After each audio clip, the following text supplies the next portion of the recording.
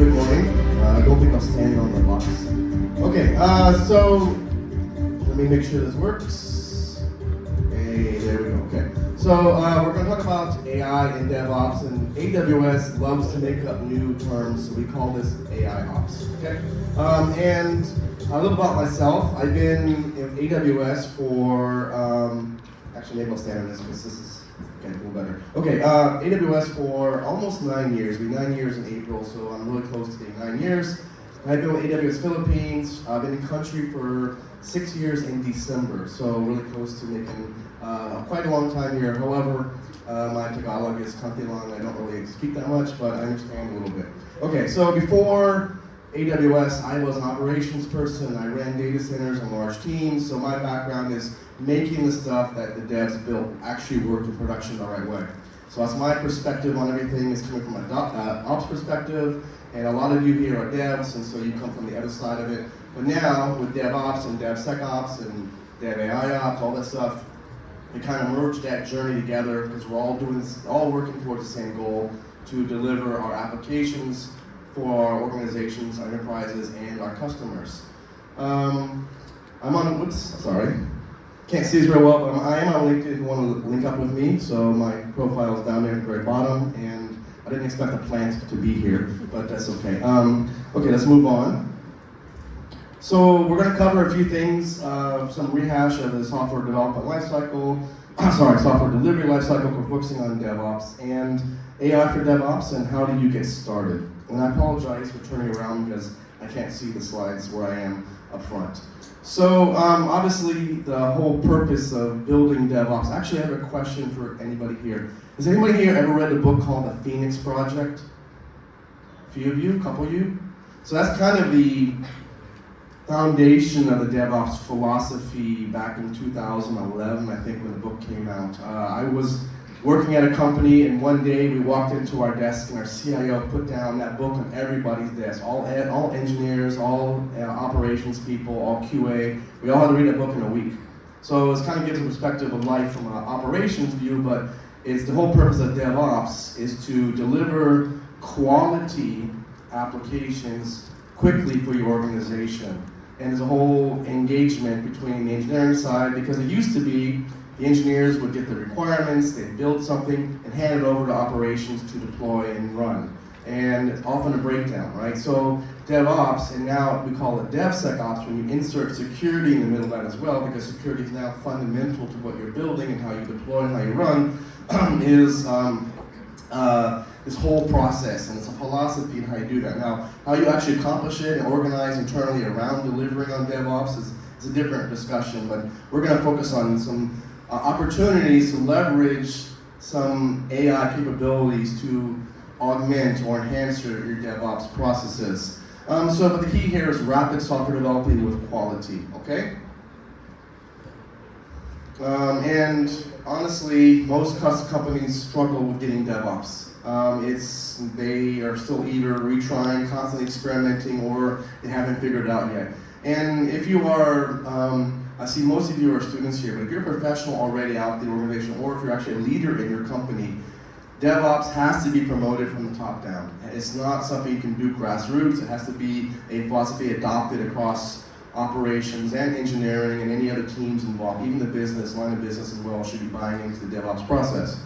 Okay, so here's our typical software development lifecycle. You write your code, you build it and test it, hopefully you test.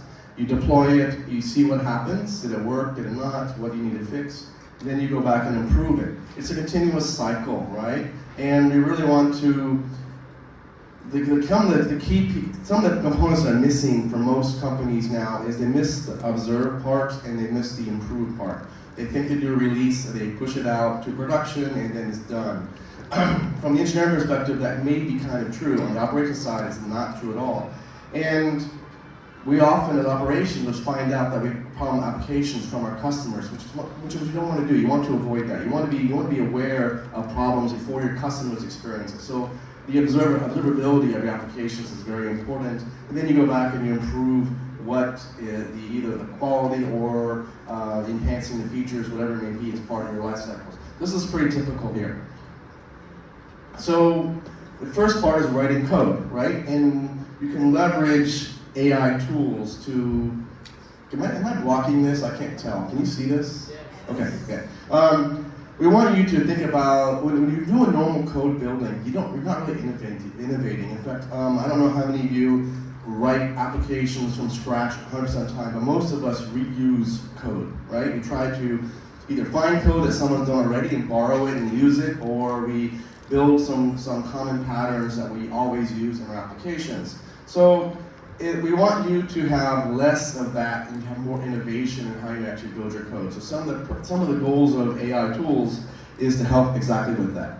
We also want to move security upstream. So right now, security often finds in the right-hand side of things, you don't really consider security while you're building. You consider while you're security on observing and fixing that part of it, right?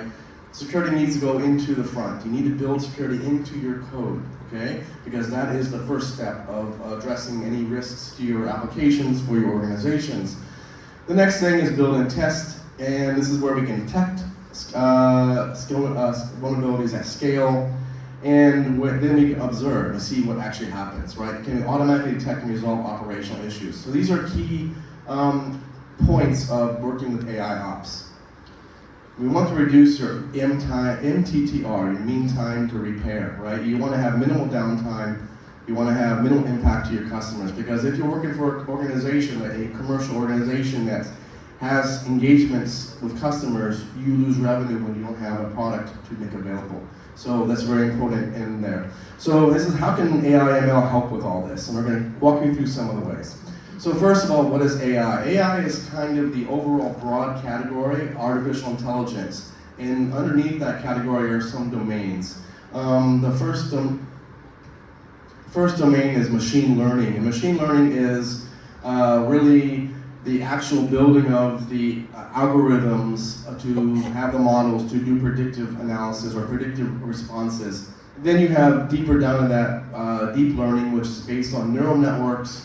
At the very bottom, generative AI, which is really a very complex and very enriched version of deep learning. Okay, so this is the structure. But AI is the overall category, the whole broad category. So what part of DevOps workflow can you or would you use AI ML for? So the first thing is writing your code. This is a big win. And there's a lot of tools out there these days to help facilitate that. And AWS has their own tool. If this will load, there we go. How to accelerate coding tasks.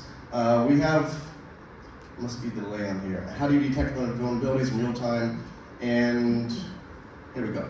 So we have a product called QDeveloper, and this is you can run this in basically most of your IDEs these days, and it lets you use a product or various products to make your coding process easier. So it can help you build sections of code for solving certain problems, and also it has the ability to help you understand if you're introducing security vulnerabilities while you're building your code.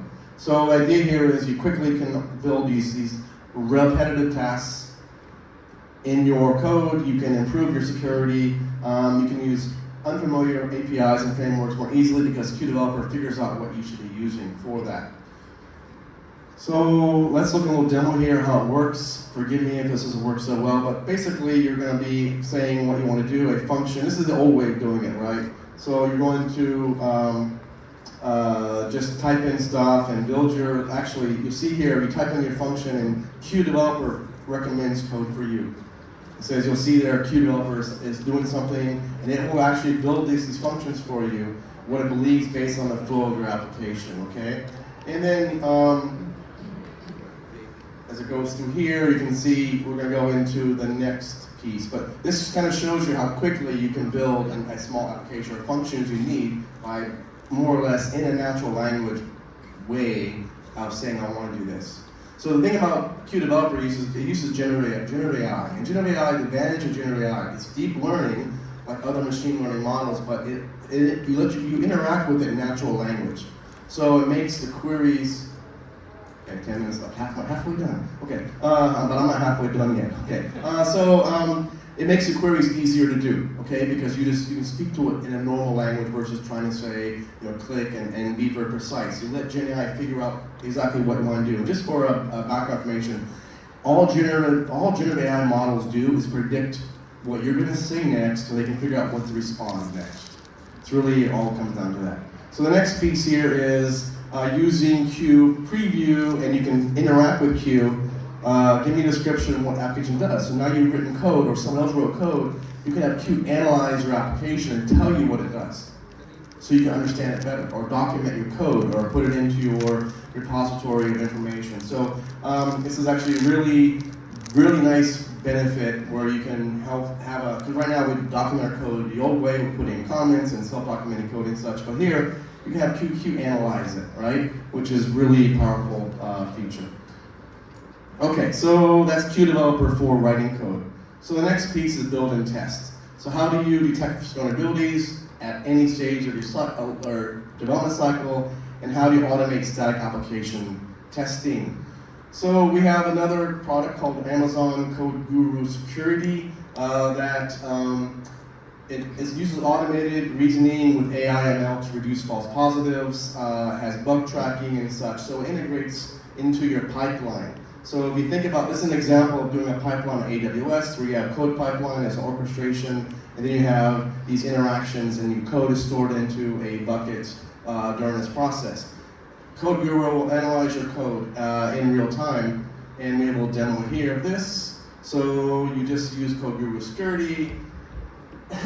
You pick a repo that you're connecting to. In this case, we're going to use GitHub, and you will basically tell it where to find your code, and it will go analyze it for you. Say, oh, these might be vulnerabilities, maybe risks. You upload, you do basically log your scans, etc. Now it's going to be you upload the file, and now we're going to scan that, and now it's in progress here, and just says, oh, in this case, you have two findings.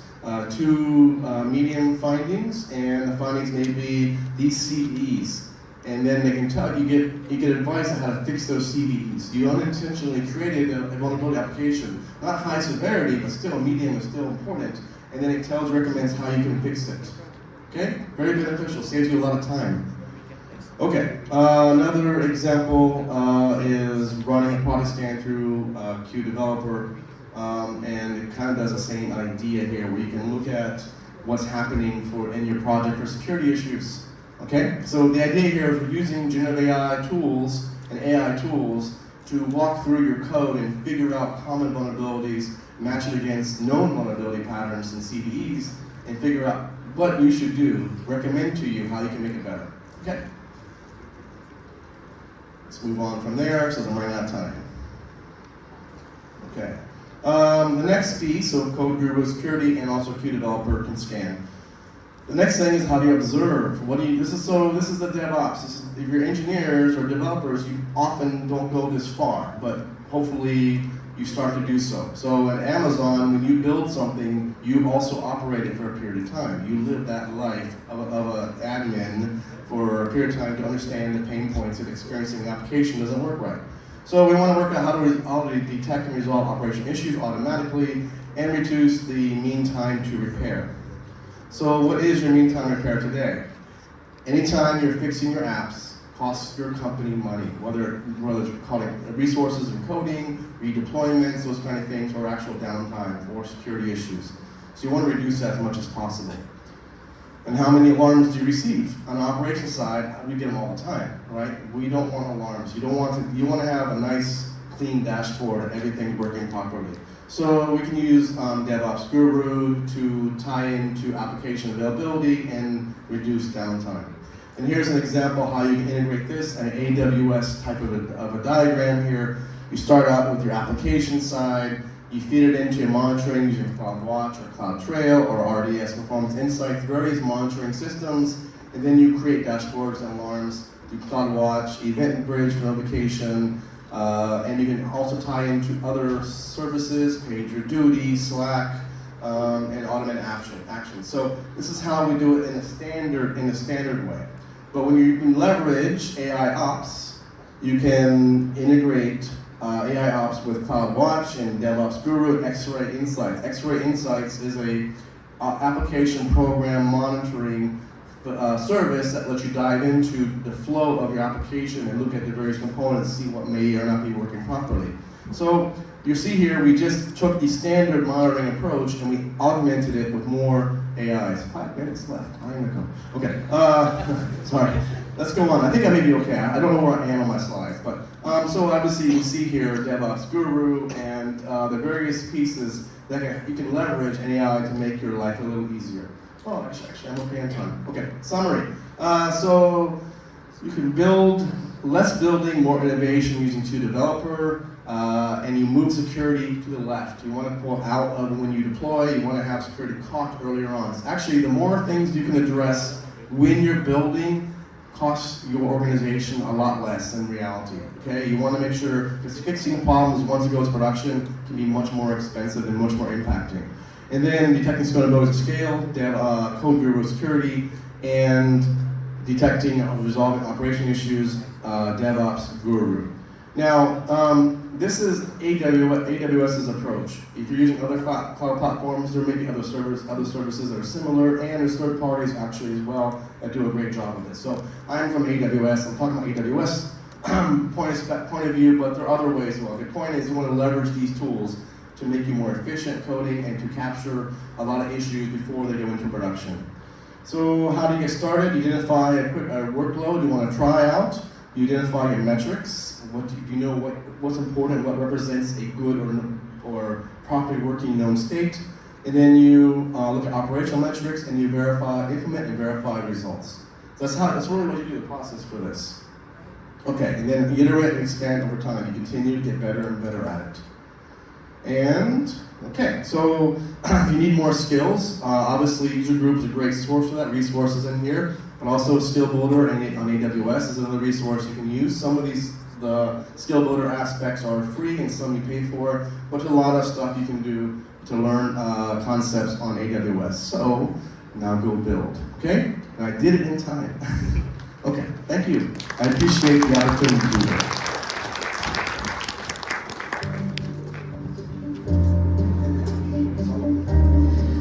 Thank you so much, Paul Sears, for that insightful presentation. And now, let me present to you the Certificate of Appreciation. It's presented to Paul Sears in recognition of your invaluable contribution as a speaker at AWS Community Day 2024.